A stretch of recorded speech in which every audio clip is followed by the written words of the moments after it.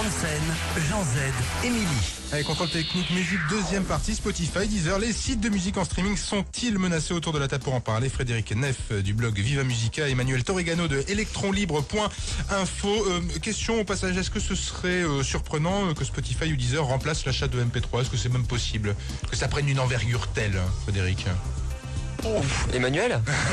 Alors, non, c'est. Il y aura toujours un partage, un équilibre. Très franchement. Alors j'ai une question peut-être qui peut vous aider à répondre. Est-ce que Spotify ou Deezer ou des choses comme ça, on peut le mettre sur nos trucs portables ou est-ce qu'on est obligé d'être à la maison devant un ordi pour Tu veux s'en dire dans le servir? sac à main Oui. Alors oui, on peut les mettre dans le sac à main. Dans un bien, iPod par exemple. Avec un téléphone branché dans le sac, ouais, ça Bien marche. sûr, oui, Spotify et Deezer, tous les deux ont des versions qui sont capables d'être lues, on va dire les choses comme ça, d'être activées et Ouais. donc de pouvoir écouter la musique à travers Dans le le réseau bus, où on Spotify, Deezer, sur en effet un iPhone ou un smartphone, on va dire un peu évolué. Oui, oui, tout Dans à le fait, métro c'est sous possible. terre, ça marche aussi? Ça marche un peu, oui, parce qu'ils ont des systèmes de cache, c'est-à-dire Ouais. que vous avez une quantité de titres qu'on vous met comme dans la mémoire.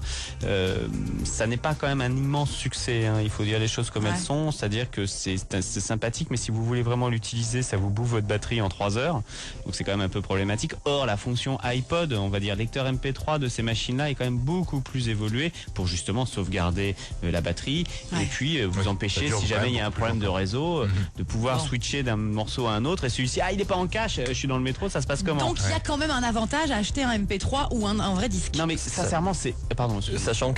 Sachant que la vente de MP3 comme on la connaît actuellement, on est un peu à l'âge de pierre de la vente de fichiers numériques. Il y a encore beaucoup de choses à inventer, il y a encore beaucoup de choses qui vont évoluer.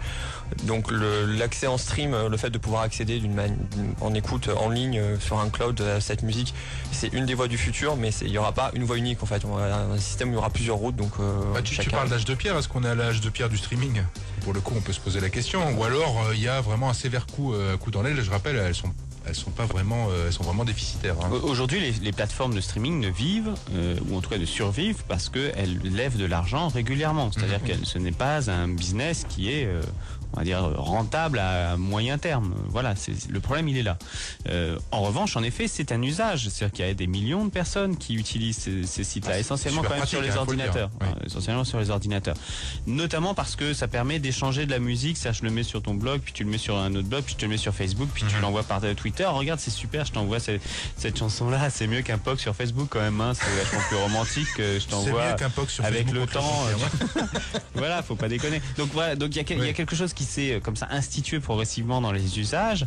Maintenant, le business model étant attaqué des deux côtés, hein, à la fois par les revenus pubs qui sont pas suffisants et de l'autre côté par les majors qui disent, bah écoutez, nous on va vous prendre quand même beaucoup d'argent. Il y a une question qui se pose sur la survivance de ces plateformes. Donc l'une des réponses qui est apportée, c'est celle du rapport mis par Patrick Zelnick, le patron de Naïf, qui a dit, bah voilà, puisqu'on n'arrive pas à s'entendre, ou en tout cas est-ce qu'on n'arrive pas à avoir un cadre légal qui permette la survie de ces plateformes, nous on va l'imposer. C'est ce qu'on appelle la gestion collective. Voilà, c'est une chose un peu particulière. Le collectivisme du streaming. On va vous mettre tous ensemble sur la même ligne de départ. On va réguler un peu tout ça et puis ça va nous permettre de faire émerger ce marché sainement. Est-ce que les indépendants, Frédéric, toi, ton regard, est-ce que les indépendants peuvent mieux s'en sortir ou s'en sortent mieux d'ailleurs avec un autre système économique? Alors, Site de streaming, l'avantage du site de streaming quand on est un indépendant et qu'on deal avec un agrégateur ou qu'on deal en direct, c'est que on gagne un petit peu d'argent, on a un retour sur l'écoute. L'avantage des sites de streaming, c'est que un site comme Deezer, il est disponible dans le monde entier. Ça leur coûte très cher, mais il est disponible dans le monde entier, donc ça permet à des pays d'avoir accès gratuit, légalement à de la musique, alors qu'ils n'ont pas accès à un store iTunes ou qu'ils n'ont pas accès à une boutique Amazon. Donc je pense à l'Afrique, je pense à l'Amérique du Sud, Argentine. On nous regarde. Et après, pour les indépendants, c'est le streaming, c'est une pierre en plus dans le développement de l'artiste. Donc on est disponible en ligne, en téléchargement, on est disponible en streaming pour pouvoir rayonner, comme disait Emmanuel, avec le système de tweet et tout ça, où les gens vont pouvoir faire la promotion de sa musique.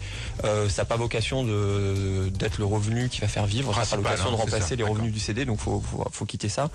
Après, au niveau c'est le revenu principal de personne, j'ai l'impression. Les premiers sites de streaming, c'était Napster aux États-Unis, qui était une offre payante. Maintenant, ils sont passés à une offre plus ou moins gratuite. Ils vont fermer au Japon. Rhapsody fait une offre hybride téléchargement, streaming. On va tendre vers des systèmes un peu comme ça, mais c'est vrai que le bout du tunnel paraît très très loin. pour ces Oui, c'est ça, c'est même pas moyen terme, hein, c'est ce que tu disais, Emmanuel. Aujourd'hui, oui, si on ne régule pas le marché, si on ne le remet pas sur des fondamentaux sains, notamment du point de vue des demandes des majors, ou en tout cas des maisons de disques en général, aujourd'hui, on n'y arrive pas. Les sites n'y arrivent pas, clairement. Mais il faut voir au moins une chose, c'est que ces maisons de disques ne volent pas l'argent. La plupart du temps, les deals qui ont été mis en place sur les avances, c'est-à-dire donnez-moi, je suis Universal Music, je vais voir Deezer, je leur dis, bon écoutez, vous allez me donner 1 million tout de suite. Et vous avez accès au catalogue. Voilà, vous avez accès au catalogue. Et les internautes ont accès au catalogue. Et les internautes peuvent utiliser votre service et avoir droit d'écouter, je sais pas moi, Mylène Farmer, Lara Fabian, non, bon bref. Et donc voilà, tout ça est disponible aujourd'hui, vous pouvez le faire, mais ce n'est pas de l'argent qui a été volé, dans le sens où la plupart du temps, ces deals se sont faits au préalable entre la plateforme type Deezer ou autre, Spotify, qui arrive et qui dit, voilà, moi j'ai un super modèle, ça va cartonner sa race, comme on dit, et ils parlent comme ça, les gens, c'est un langage de businessman. Ça va cartonner sa race, virgule, ma poule. Voilà, ils sont anglais aussi. Évidemment, tout ça n'a rien à voir avec le débat sur l'identité nationale. J'en profite pour tout de suite m'excuser. Ma poule. Mais tout ça pour dire que, évidemment, ça s'est fait malgré tout dans un contexte commercial, sauf qu'ils n'ont pas réussi. Mais ils n'ont pas réussi effectivement à engranger assez d'argent. Dernière question, est-ce que si les majors se tirent par exemple, si elles décident, Warner par exemple dit ou non, mais finalement le streaming c'est pas l'avenir, vous n'aurez plus nos artistes. Est-ce que effectivement les sites de streaming ça peut être terminé, Nada? Ça va devenir glauque surtout. Non, on va certainement passer dans l'illégal complet. Ah. Oui, c'est ça. Toi, il y a déjà des alternatives illégales, donc c'est bien qu'il y ait une offre légale qui existe. Après, les sites de streaming, est-ce qu'elles vont déchirer sa race? Les offres légales. Non, les offres illégales. Non, les offres illégales, parce qu'elles déchirent tout, elles déchirent généralement leur race. Elles sont pas très ergonomiques, plutôt pourries, faut dire ce qu'il y a, mais après il y a aussi des options, essayer de travailler sur des formules gratuites et payantes, mettre plus de pubs audio parce que ça paye mieux. C'est ce qu'essaye de faire Spotify, faire des systèmes hybrides comme Music Me avec on peut s'abonner, on peut télécharger tout ça.